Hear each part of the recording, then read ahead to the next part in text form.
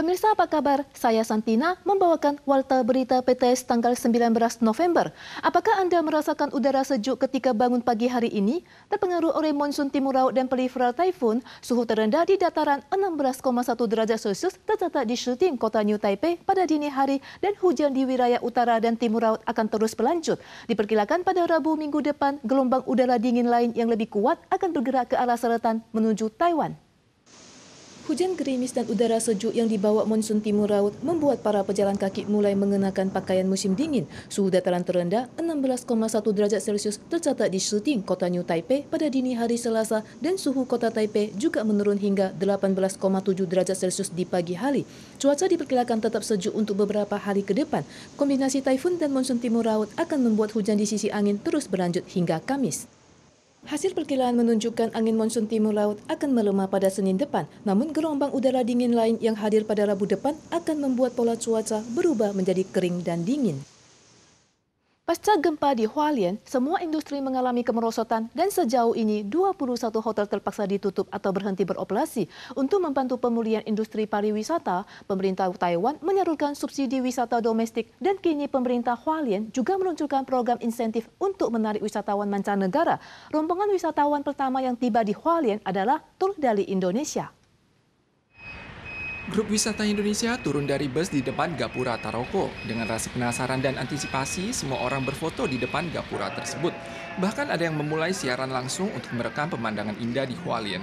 我们会去那个七星潭，还有夜市啊，还有太鲁阁，客人很喜欢，对啊，因为很漂亮。 Selama 6 hari perjalanan di Taiwan, 2 hari khusus disisihkan untuk ke Hualien karena Pemkab Hualien menyediakan subsidi wisata grup. Maksimal $12.000 per grup per malam, sehingga lebih menarik minat para wisman. Namun tetap ada kekhawatiran terkait masa lalu lintas pasca gempa. 最困扰的就是苏花的交通状况。其实我们都在随时盯着。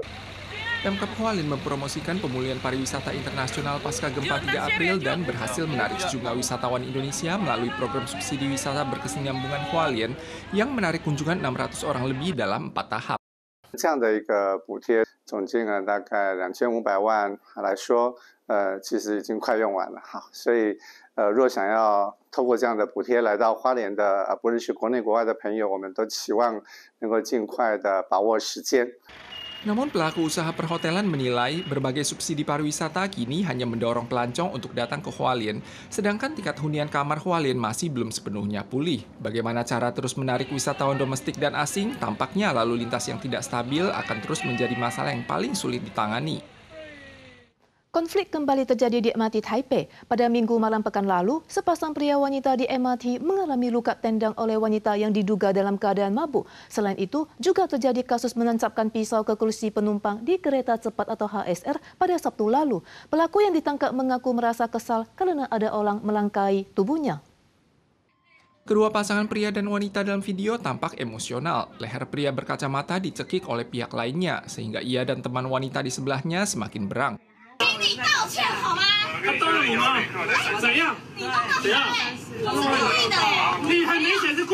Konflik di gerbong MRT Taipei jalur Songshan Xintian tanggal 17 direkam oleh saksi mata. Polisi tiba di lokasi, pria mengklaim ditendang wanita berpakaian merah yang berujung menjadi percekcokan. 他故意的拉着那个杆子，哎呀，这样子踢我的脚，把我的脚塞到车和门缝之间。因黄女上拍酒味，且陈男认为黄女未有道歉之意。事后，陈男已至厦门街派出所就黄女伤害部分提出告诉。 Seorang pria menghalangi lorong THSR dan dilangkahi oleh seorang penumpang wanita.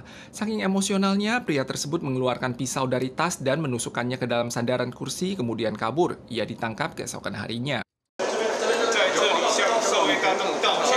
Pria itu kehilangan kendali karena ia berpikir dilangkahi adalah suatu hal apes. Terlepas dari apakah itu THSR atau MRT, jika warga mengalami serangan, polisi MRT mengimbau untuk segera menghindar karena ruang di dalam gerbong sempit. 发现任何不法，可立即按下月台电梯旁或捷运车厢红色紧急通话钮，或拨打110报案。 Selain melapor, polisi MRT juga memperagakan cara melindungi diri dengan menggunakan tas, payung, atau jaket untuk mencegah serangan dari jarak dekat. Dalam proses penyelidikan kasus situs pornografi Ruang Inovasi, jaksa menemukan bahwa seorang polisi di kantor polisi cabang Ta'an, Kota Taipei diduga memasang kamera tersembunyi di toilet wanita kantor polisi. Polisi tersangka tersebut telah ditahan dan dipecat. Polisi menyelidiki kasus situs pornografi Ruang Inovasi dan menjaring ratusan orang yang terlibat dalam kasus tersebut. Kalangan yang didakwa beberapa hari lalu mencakup pemilik restoran makanan kecil dan guru bimbingan belajar, semuanya dituduh sebagai pelaku. Kini terungkap bahwa ada polisi yang terlibat. Sosok paling kiri dalam foto adalah polisi bernama Huo yang terlibat dalam kasus. Ia sempat mendapat sanjungan karena berhasil membantu seorang lansia demensia menemukan keluarganya. Ia bertugas di kantor polisi cabang Ta'an, Kota Taipei. Sejak 2020, ia diduga memasang lubang kecil di toilet wanita dan merekam polisi wanita secara diam-diam. Orang-orang dalam video tersebut mencakup warga yang melapor kasus atau warga dan anak kecil yang meminjam toilet. Saat ini, polisi terkait telah ditahan. Kasus ini terungkap bukan karena terperiksa di kantornya, melainkan karena tersangka ditemukan sebagai anggota situs pornografi Ruang Inovasi. Polisi selanjutnya akan memeriksa apakah ia terlibat dalam proses transaksi penjualan. 对人民来说，最应该是能够信赖跟安全的一个地方，警察局却被装了偷拍，而且装的人竟然就是警察。 Saat ini kantor polisi pun telah menjadi sarang video mesum. Yayasan Wanita Modern mengingatkan, walau lubang kamera rahasia sulit ditangkal, warga tetap harus meningkatkan kewaspadaan. Pemilik tempat juga disarankan mengemban penuh tanggung jawab, memperkuat inspeksi, dan memasang detektor lubang kamera rahasia. Belakangan ini banyak camilan dan makanan Tiongkok bermunculan di Taiwan. Setelah sebelumnya permen botol lilin yang sempat menimbulkan masalah keamanan pangan, baru-baru ini tahu fermentasi super pedas diketahui dijual melalui Facebook dan Shopee. Terkait hal ini, Kementerian Kesehatan dan Kesejahteraan atau MOHW mengimbau masyarakat untuk tidak memberi produk makanan yang tidak jelas asal-usulnya. Tahu fermentasi berbulu putih dari Tiongkok ini belakangan menjadi makanan terlaris di kalangan netizen. Di Taiwan, iklan produk tahu tersebut muncul di berbagai grup di Facebook dan toko daring Shopee. Namun pakar toksikologi memperingatkan, makanan acar seperti ini mengandung banyak natrium yang berisiko menaikkan tensi darah dan risiko kardiovaskular. Sedangkan produk dengan label tak jelas menimbulkan kekhawatiran terhadap keamanan pangan. MOHW menyebutkan, meski tahu fermentasi ini terlihat mirip dengan tahu fermentasi Taiwan, proses produksinya tidak jelas sehingga mengimbau masyarakat untuk tidak membelinya. Para pemirsa sekalian, sekian Warta Berita PTS. Selanjutnya mari kita saksikan pertunjukan cahaya di Paris. Kita suara lagi di lain kesempatan, tentu saja dalam waktu dan acara yang sama. Sampai jumpa.